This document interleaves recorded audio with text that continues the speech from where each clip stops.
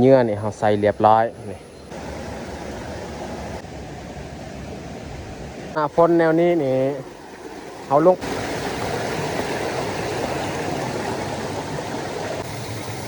อยู่นี่ก็ถือว่าโอเคอยู่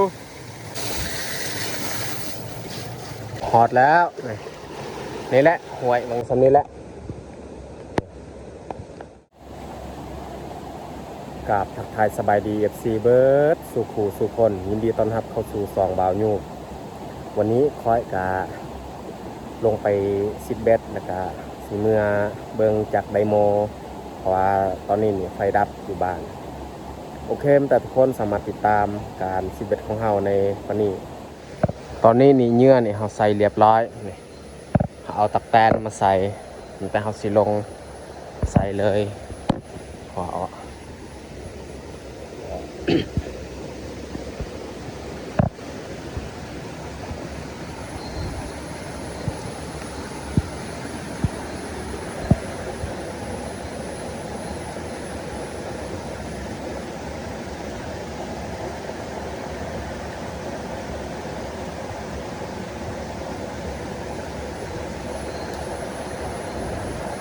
โอ้มันบดคือตัวน้อยโพสตัวนี้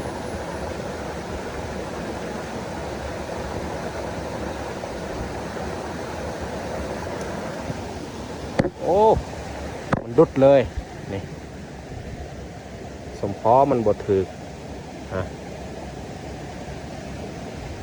ได้ตัวหนึงแล้วทุกคนเลยแต่หาสิยัดใส่หลังจากเขายัดใส่กระทงเรียบร้อยนี่เขาลงไปใส่คืนนี่มันบดถือแล้วเพราะว่ามันเห็นแล้ววางยาเนี่ยไม่แต่เขาสิใส่ต่อไปอีกเลยน้ำนี่ลายเดี๋ยวนี้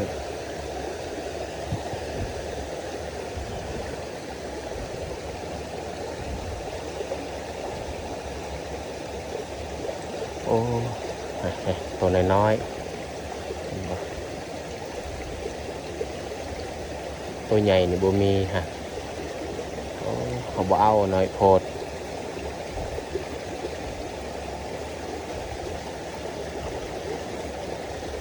ตัวแม่คือสิบ่มีเห็นบ่โอ้มันเห็นนะขยะซะไปเลยกระโป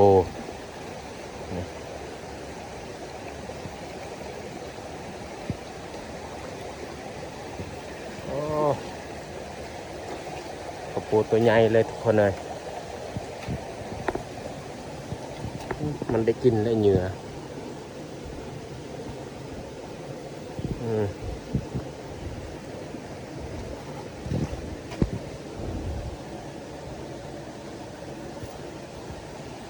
นี่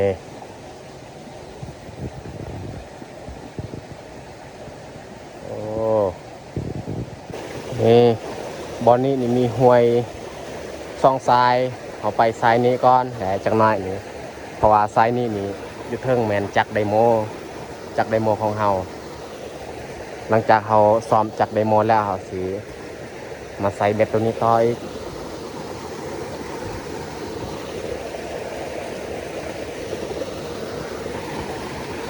หลังจากเขาซิดเบ็ดพวยตัวนี้แล้วนี่เราขึ้นไปซ้อมจากไดโมหลังจากเขาซ้อมแล้วเขาสิลงไปหวยตัวยูโรมิก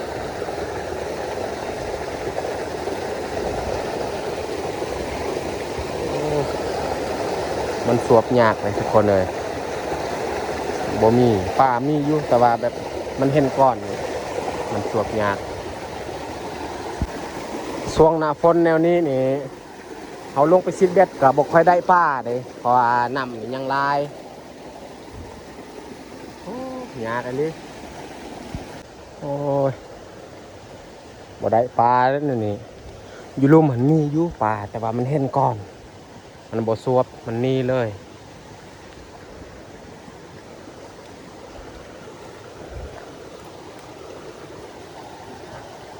โอ้ตอนนี้ก็ใกล้สิฮอด บอลเฮ็ดจากไดโมแล้วแต่ว่าป้านี่ยังบ่ทันได้สั่ง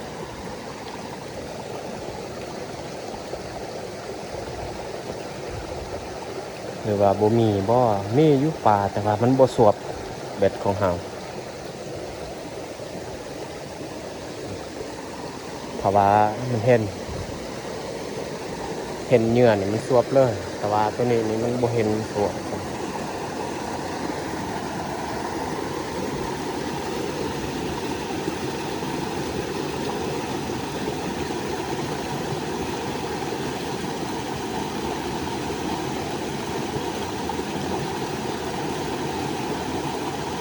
น่าจะบ่ได้แล้วเดี๋ยวนี้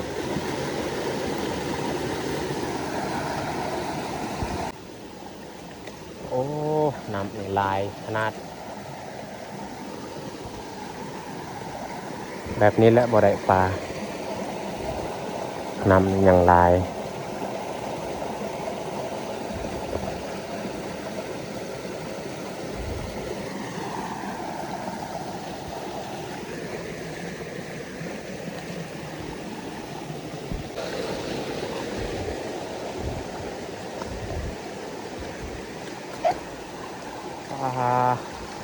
เขาจะเบิ่งหน่อไม้ว่ามันมีอยู่บ่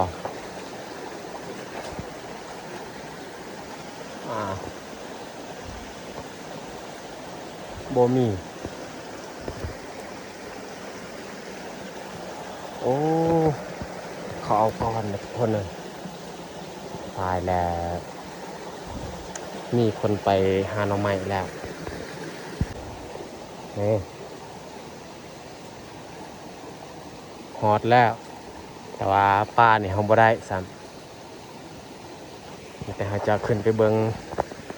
หน่อไม้อยู่นี่อีกว่าสิมีอยู่บ่โอ้เขาได้ไปหาใหม่ๆนี่น่าจะบ่มีแหละโอ้ตัวนี้นี่บ่ให้เว้าเขาหันขุดเลยขุดดินออกบ่ต้องเบิ่งคนเลยน่าจะบ่มีแล้วอันนี้จะแมนจักไดโมเขาเจ้ามันเป็นแห้งขนาดไปพัดกินไว้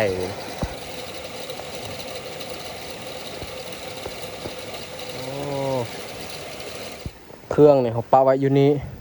เขาสิขึ้นไปซ้อมจักไดโมก่อนแล้วจึงคอยยางลงลุ่มอันนี้จะแมนทอจักไดโมเขาเจ้าตานางกันใบไม้นี่แหละเพื่อบ่ให้มันเข้าไปตันผู้ตกเขาเจาะอยู่ลุ่มป้านกโอ้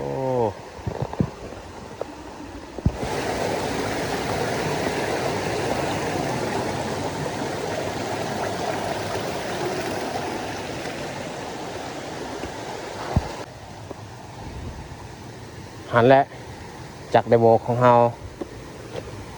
แต่ว่ามันยังปิ้นอยู่แต่ว่าใบพัดมันปิ้นบ่แห้งปานใด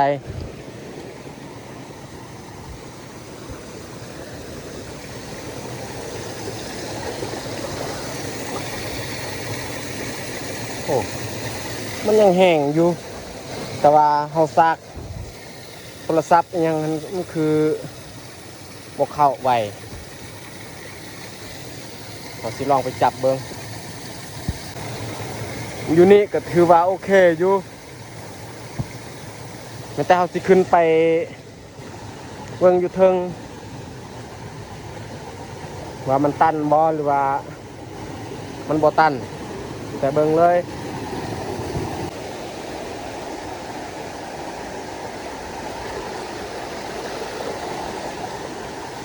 โอ้มันบ่ตันอันนี้ยังคือเก่าอยู่มีกระต้าเลยบ่ใส่ว่าเขาบ่ใส่กระต้าโอ้มันดูดแห้งเลย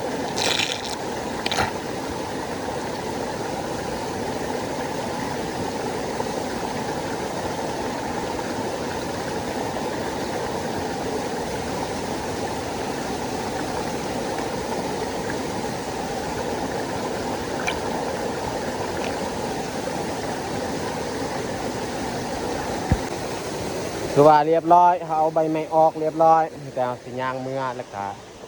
สิลงไป11ต่ออีกหวยอยู่ลุ่ม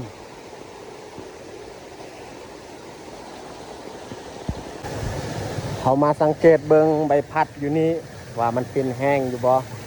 หรือว่ามันเป็นไหวโอ้เขาลองจับความดันของน้ำ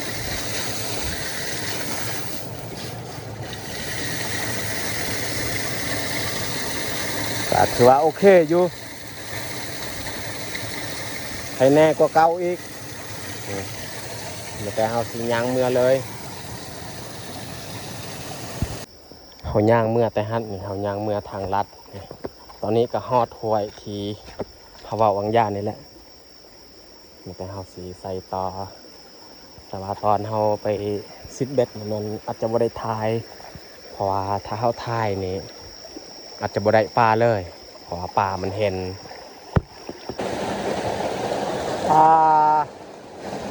ฝนตกพี่น้องเอ้ยตอนนี้เขากะย่างลงแล้วเขาสิย่างเมื่อบอลห้วยมันโฮมกันวังยานี่แหละเพราะว่าเขาขึ้นไปซิดเบ็ดกะเรียบร้อย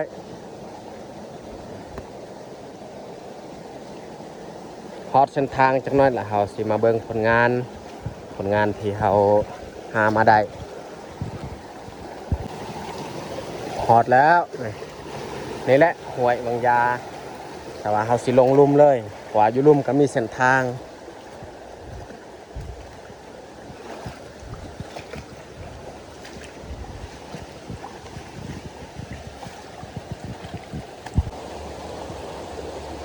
โอ้ยฝนตกเลยทุกคนเลย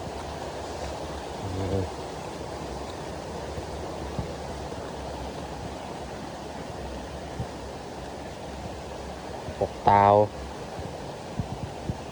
โอ้ฝนตกนี่ร้ายเริ่มร้ายแล้วแต่เขาสิมาเบิ่งผลงานว่าเขาสิได้สำใดสิทอกเลยผลงานกับเบิดแต่สำนี้แหละ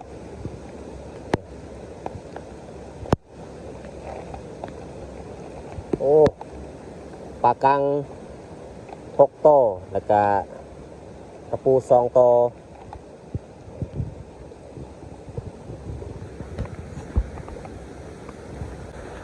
โอ้ฝนตกหลายขนาดแต่เฮาสิเกียมยางเมื่อเลยฝนอันนี้ก็ยังบ่ทันเซาตกนะโอ้ว่าสิไปหาหน่อไม้น้ำแต่ว่าหน่อไม้นี่เขาหาก้อนเลยบ่ได้คิดว่าสิบเบ็ดไปนำแล้วก็หาหน่อไม้ไปนำโอ้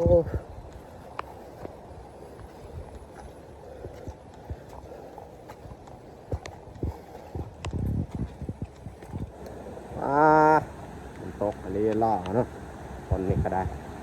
เอาสำหรับคลิปนี้ก็สิจบลงเท่านี้แหละต้องขอบใจทุกท่านที่เข้ามาเบิ่งมาชมแต่ต้นจนจบถ้ามักคลิปแบบนี้ก็อย่าลืมกดไลค์กดแชร์กดติดตามเพื่อเป็นกำลังใจให้เบายูบได้เฮ็ดคลิปต่อๆไปเอาขอบใจบายบายเจอกันในคลิปต่อไป